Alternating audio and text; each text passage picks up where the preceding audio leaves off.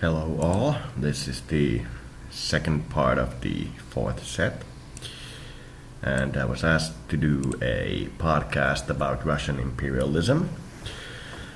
And I'd like to start by saying that Putin is a good guy. He's one of the best leaders that the world's ever seen, and he's calm, centered, non-expansionist, and so on.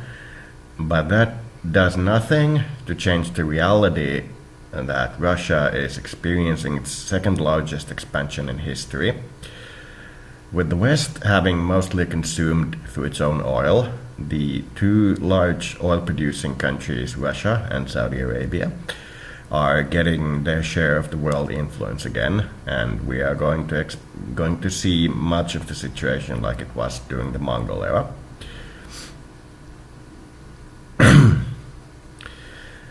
The thing is that Great Britain and other similar countries have had their times in the sun, and Britain had its own due to coal. And now they're no longer able to produce the kind of resources that they would need to maintain their systems. So even the United States oil production capability is less than Russia's oil production capability. So us being a society that is basically in the oil era, it means that Russia rules. There's no other way to put this. With that being said, I have never seen a realistic simulation where a unified European Union without the Great Britain can defeat Russia. So I don't really know what to say. If we want the European Union to survive, we will have to basically invite Russia in. But this is a far ways off due to the fact of cultural differences between the two major blocs. And even a cross-Atlantic help trade with the United States and Canada, and even getting the United Kingdom back into the Union, will not be sufficient against an entire unified planet under Russia and China, which is, due to the non-aligned movement, basically what we're seeing. The non-aligned movement was started back in the, I believe it was 60s, could be wrong here, and it slowly expanded to a NATO-like alliance that covers basically the entire Southern America, including Mexico, the entire Africas, Russia, and basically China. So they have near total control over the entire planet. So that's what the main oil producing country does. What we need to understand is that this is a logical repercussion of our dependence on oil, and we have two ways out of it. Either we crash build green power sufficiently that we can synthesize the oil we need, or we search for more oil resources. Trump is attempting to do the latter, and Obama was attempting to do the former, and after this two-cycle of elections, we'll see what the results were. So both presidents got a lot more free movement in their policies. They got a lot more levity in what they can do. So unless the situation improves, we will be continuing to see a guerrilla war all along the eastern border of the European Union. Russia will continue to be stronger, but for perhaps a decade or two, they will not be able to seriously influence the European Union, but they will be able to influence the European Union. And they will be able to do small territorial grabs. They can annoy people, but they aren't able to, for example, invade Germany. Now, that being said, this will change.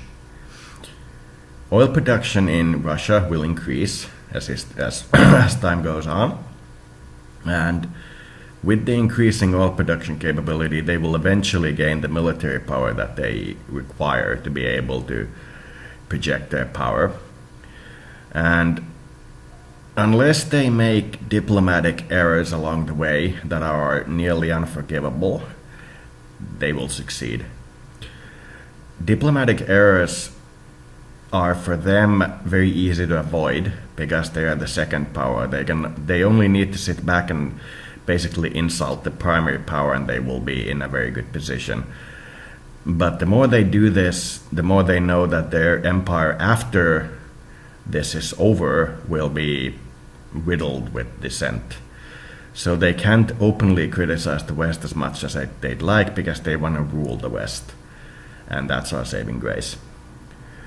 They are sucked into the system well enough that they know that they don't want an open war or the kind of conflict where they would lose the territory that they would control in the end. Now that being said, if we don't find some way to increase oil production without destroying the environment in the West, Russia will be triumphant. They will slowly remove from the European Union the sources of power that it would need to be able to seriously defend itself or seriously project power in its environment. The United Kingdom leaving is not a bad thing. It's not the treasonous action that some people make it out to be. The United Kingdom has always been the outsider in European politics, and they occasionally ally with the European Union and then they disband their alliance and go with their world route again because they are completely on an island and they have a successfully large naval history. So they don't really need alliances in the same way that other countries do. So they will not be in a position to miss the European Union as much as the European Union would want them to be able to miss it.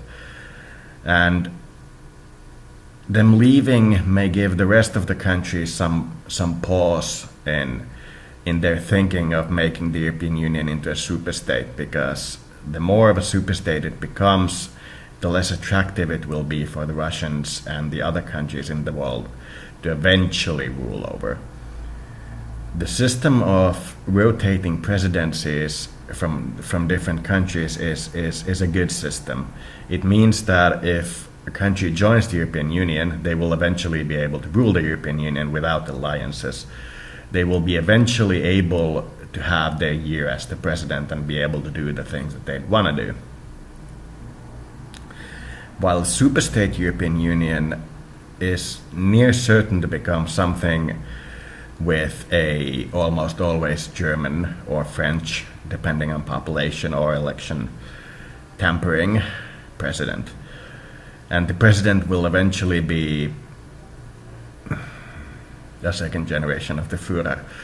We will be a superstate with a single ruler and a single system of government, which is different than what we currently have, because as the president changes, the government changes, and you can kind of notice this on the street, but not as much as I would like it, but you can kind of notice it on the street. Now, the European Union's answer to this is Eurabia, which is to unify the European Union and the Arabic states, and thus take over Russia's oil production capability. This, in theory, may be a good idea, but the historic differences between the Arabic population and the European population are so wide that even getting Turkey into the Union will be decades. Getting somebody like Algeria into a union will be centuries. So the idea is there, but there isn't really anything concrete. The defense isn't holding. The European Union hasn't managed to portray itself as an ally to the Arabic world in a way that would make it desirable as a true alliance partner. The European Union hasn't really understood what the Arabic world is about. They don't really understand the culture, they don't understand the food, they don't understand the people, they don't understand any of it. So that alliance is essentially dead in the water. Even Turkey, a very historic enemy of Russians, is allying with Russia because they can smell where the wind is blowing. You would all like to be allied with the superstate that's kind and polite and has human rights that are good for everyone and yada yada yada yada, but that's not really the way it works. Reality is that the European Union wants to be a superpower, but simply doesn't have the clout. It doesn't know who it should ally with outside of itself. It's natural to ally with the United States and Canada, but as soon as the United Kingdom moves its leg, the United States alliance is over. And that's as simple as it gets. The United States will always buy Great Britain, preferably over the European continental allies. This is a thing that we can't alter. This is their home. They will ally with it. So the United Kingdom is seeking protection from the United States and is essentially going to become a part of the United States, preferably than part of the European Union. And this is something that everybody in the European zone has sensed to be happening. So on the continental landmass, we are on our own.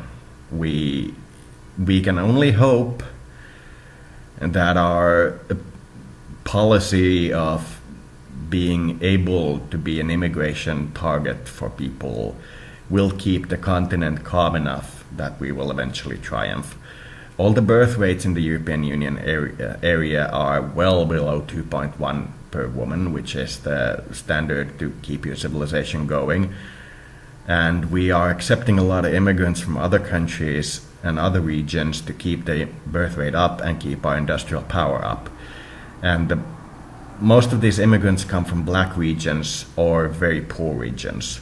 And this is traditionally something that the Arabic regions don't like. It's not talked about much, but Arabs and blacks don't get along in the global sense. So we are taking in blacks and distancing ourselves from the Arabic allies that we could have. So even then we are perhaps missing a point. We are missing an opportunity. But that is the European Union. It is going to try to be balanced between the other parties and hoping that that is enough. That is all we have. Militarily, we don't have the resources to defeat Russia. We don't have them. We don't have the resources to defeat the United States and become the world superpower in terms of intellectual abilities. We don't have it. And we don't have the population to defeat China, and we don't have the resource base to defeat Saudi Arabia. So we are perhaps overstepping our bounds when we think we are the leading superpower on the planet, the European Union. The leading superpower on the planet is whoever produces the most oil, and this will be Russia. Because Russia has an industrial base and an unused industrial mass that is unbelievably large. It is difficult to fathom how large the country's forests are and how much oil there really is. But there is. There is so much of it that they can literally purchase the planet for themselves currently if they want to. So Russia will continue to expand imperialistically. Mr. Putin will try to delay this process, but he can't stop it. Mr. Putin will do so because he is a spy. He knows how valuable peace is. He knows how valuable it is that people cooperate. This is what you learn in the service. You learn to cooperate with people. But it doesn't alter the fact that the people want imperialism. They want their power back. So even the best leader can't alter the history of its nation too much. There is nothing that can really be done. It is perhaps best that Russia focuses on small territorial conflicts with its neighbors, because these will possibly keep it from focusing on large territorial conflicts with its neighbors. But it doesn't mean that we can't focus on leaning on Russia when it does so. But it won't stop them. They know that any resource we ban from them will give them more reason to build an internal resource for it. And since they are the largest oil producer, they can decrease their oil production to increase their other resources production. And at the same time, they'll still be all right. Unlike us, who if we reduce our oil production, we will be even worse off. The leader of the pack can slow down and repair their car, while the other cars can't slow down because they will lose even their meager positions. If the European Union wants to be powerful, it will require the Eurasian continent's part of Russia and most of Arabia. And this isn't in the 21st century, it's in the 23rd century, perhaps. So what we can expect to see is a Russia that will do something great. If we can't convince them to do something like a space program or some kind of human rights program, they will conduct a war and we'll lose.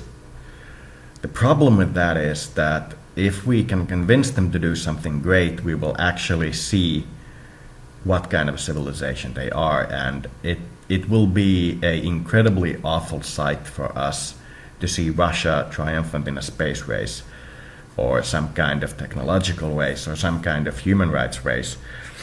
For us, it will be a difficult sight because we have been keeping the opinion that Russia is a backwater, that it's filled with babes in very hot clothing, and that's about it. That's what we have an opinion of Russia, that it's the few gangsters, some pounds of cocaine, and a lot of hot babes. That's our opinion of Russia. If it actually manages to improve itself and win a space race or a cultural race or some kind of global competition, that'll be about what the world wants and not something that they just want. They will no longer be the downtrodden, and this will be something that will perhaps carry them for the next century. I hesitate to say what such a race should be about, but personally I think it's going to be some kind of technological race. They could perhaps have some kind of invention about the nature of the brain that'll propel them to the next century while the rest of us get stuck in the dirt. We don't know. It could be anything like that. People have been asking me also about whether or not I think Brexit is the British exit from the European Union is a Russian ploy, and my opinion is that no. It's quite clear that they meddled with the election. There's absolutely zero doubt about that. But so did every other country. It's called a democracy. You're meant to meddle in other people's elections. You're meant to make your opinion known. You're meant to do everything that you can, short of being absolutely criminal. And we just lost. Our greatest ally left, and that was that. Brexit worked. Most people wanted a country to exit the European Union after the Lisbon Treaty just to prove a point. To show that this is not the right way to go. That a treaty that says in the European Union there is no death penalty except for a riot is not right. Stuff like that should not be in the European Union. So personally, good job, Britain. I just hope you guys manage to keep your human rights in order.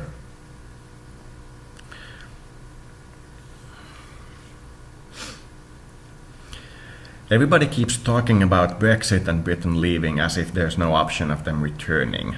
That's something that alarms me, because that is imperialist. That is for those who build a single nation.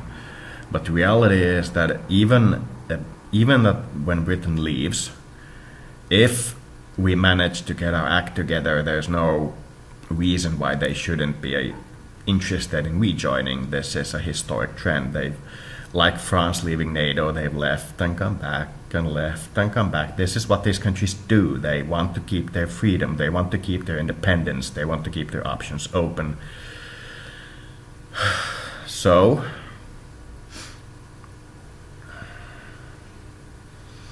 I don't really have any clear answers, but I can tell you that the unemployment rate across the European Union points to a bad outcome. If we can't figure out a way to get the free market capitalist system to lower the unemployment rate from its current way over 10% to something manageable, perhaps 5%, or even the so-called optimum of 3%, then we're done. There's nothing to do because the next logical step will be state capitalism, which will build a military because that's the only thing it can do.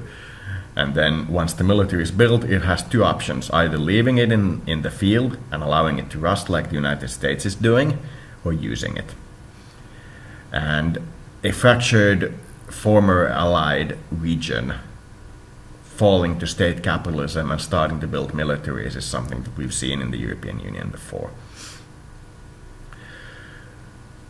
Theoretically, we could take a slice of the European Union's budget and pay everybody to have a job in the European Union just collecting dirt from the street. This would be something that we can afford easily.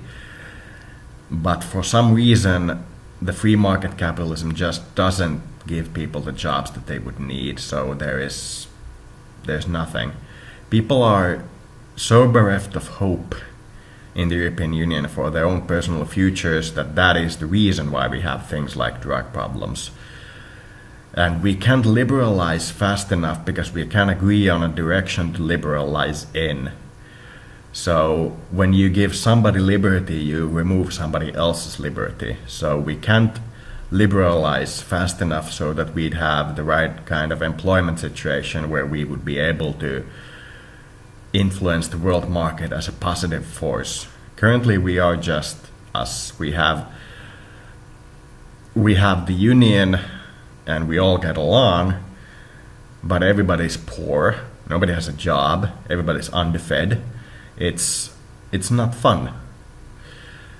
And that's the most important thing about it, that it is not fun to live in the European Union. There's nothing to really strive for. There's no global projects we're building. There's no global employment things we're doing. There's no space force, as Trump would say.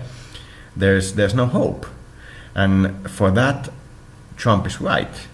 We need obscene projects that don't really make sense just to give people hope.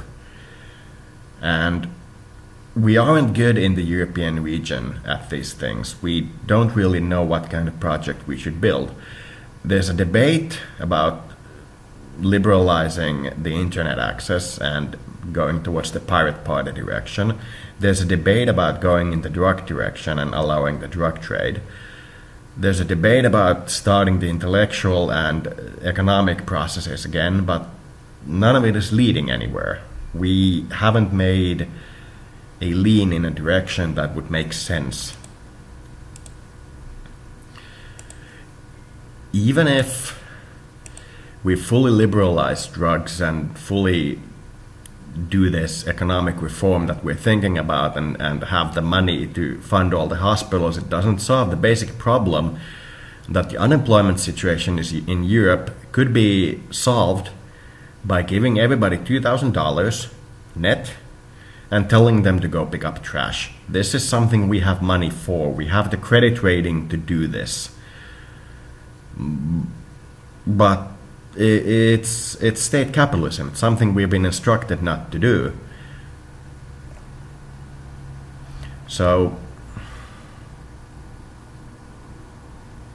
your guess is as good as mine.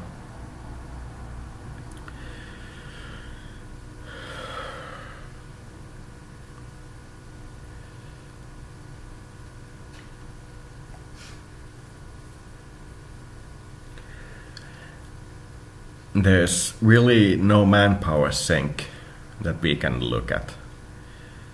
And the level of education required for most of these super projects like the space program isn't in most common people's reach. They don't have the ability to conceptualize a space program, even in the European Union. They understand going to space, they understand having a space farm and so, but they don't understand building 50 launch sites across the European Union and having 3 rocket launches per site per day.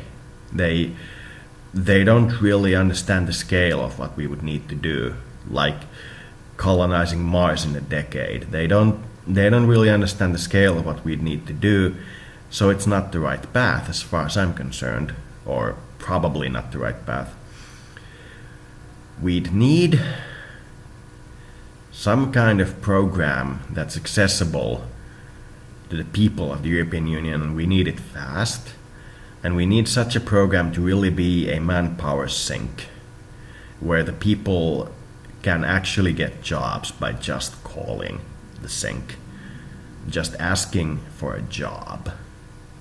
You don't perhaps understand in a nation like the United States, where the unemployment is half of the European Union, what it's like living in a city where everybody else is more educated than you, because you happen to be the immigrant. You happen to be from the other country over. You haven't learned the local cultural intelligence. You have learned your own cultural intelligence, and you may be great at it, but you haven't learned the other culture's intelligence. It's like having the United States have 1/3 of its states be Mexican and 1/3 of its states be Portuguese or Brazilian, and expecting people who just casually walk from state to state to be instantly grounded in the new state. That's not possible. The jobs would need to be for very low, very uneducated people, because that is how you feel when you immigrate into a new country.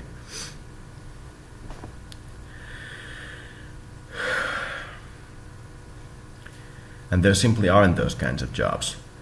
There's no way to stick 20 million cleaners on the street and expect good results. There's no way to stick 20 million people, or even in this particular case with the European Union, 100 million people into the forests collecting berries. There's no basic level jobs. And even myself, with an IT degree second tier, and a fairly good educational history, I have zero chance of getting a job in my own field, and I have near zero chance of getting a job at all. And this isn't because of immigrants. This is because there literally are no jobs due to no state capitalism. So this is expected to go worse, a lot worse, before it gets any better.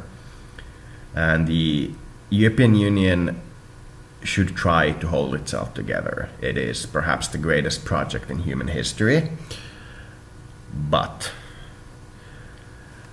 it's not the great superpower. It missed its window.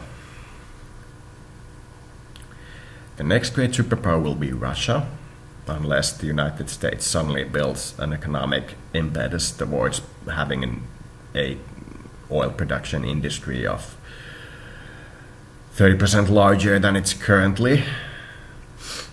And this is virtually impossible for them.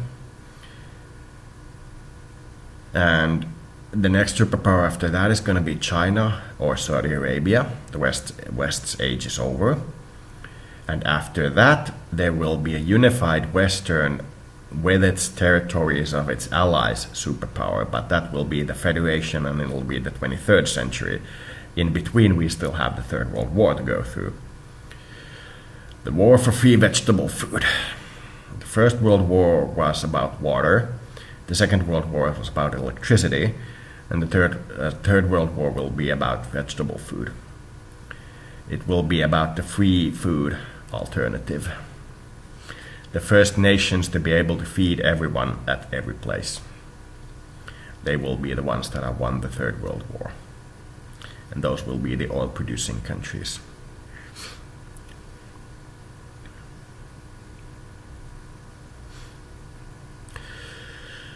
So, in short, Russia will continue to expand. The European Union will continue to fight it. Saudi Arabia will continue to expand. Its neighbors will continue to fight it.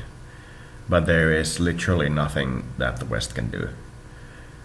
And we are not in the way of absolute powerlessness, but we are at their mercy. We aren't absolutely powerless in the sense that we can't destroy the world and take the world down with us, but in a realistic way of being able to alter the world history of tomorrow, we have nothing. We don't have the resources. In my opinion,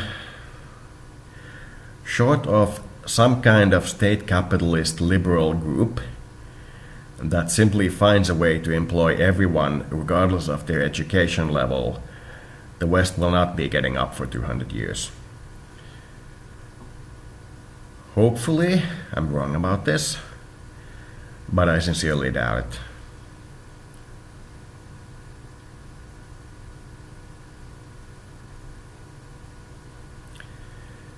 The European Union will probably keep expanding in the former Balkans first. Then it will take either Sweden or Switzerland. And then it will take somebody like Ukraine or Turkey. This will be over the next 30 years. And after that, it'll slowly start to look towards the Arabian region and perhaps take somebody like Algeria. But those are small countries, small economies, but they are important. They are the keystone little guys who are in the wars always, who have been in the wars for the hundreds of years, and they are the historic trends of who wins and who loses, so we have to take them in.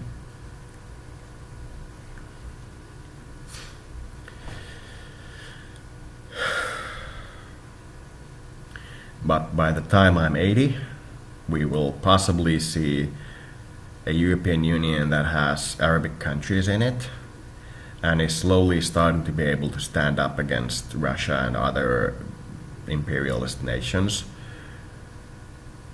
But we could see a dissolved European Union and a return to state capitalism and wars across the continent.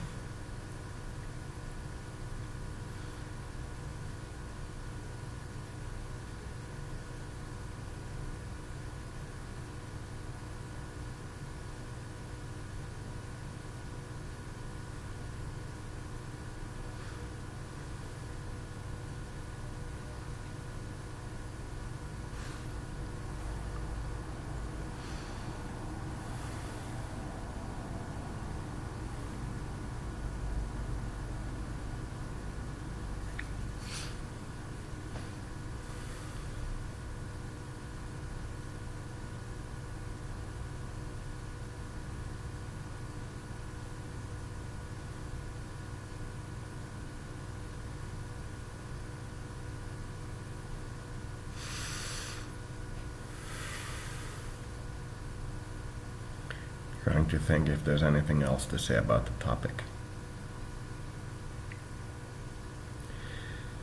Perhaps I should still point out that the African and South American nations and Russia and China actually like the Westerners and their countries and this thing that we've built. They like the region. It has to be stated. It's scary to come down from such an imperial high where you haven't had a other nation or another person for hundreds of years to talk to. But you have to understand that they like us. Even if they just want to rule us, they still like us. The nations we should be worried about, perhaps worried is the wrong word here, but worried in a different way are the nations that don't want to talk with us and don't want to be involved in us and don't want to be in contact with us. Because reality is that most people forget that the disease bridge swings both ways. It's possible that one of these uncontacted tribes has a disease that's completely fatal and transmittory to the Westerners, and that is a real horror. So it's not a real problem that a new power rises and we'll have somebody else on the world market to talk to. It's a problem when somebody completely isolates themselves from everybody else, because then you get diseases, and those are the real killers.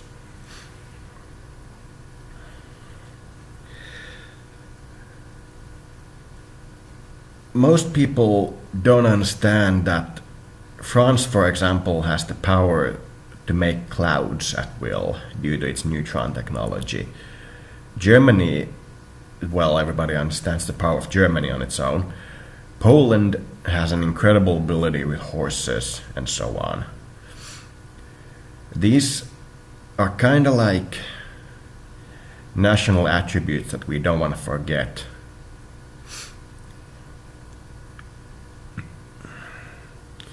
But none of these are going to solve the employment problem.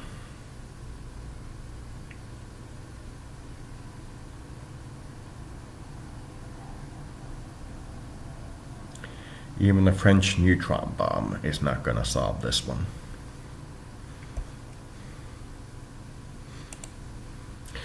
So that's all, and I hope you have a nice day.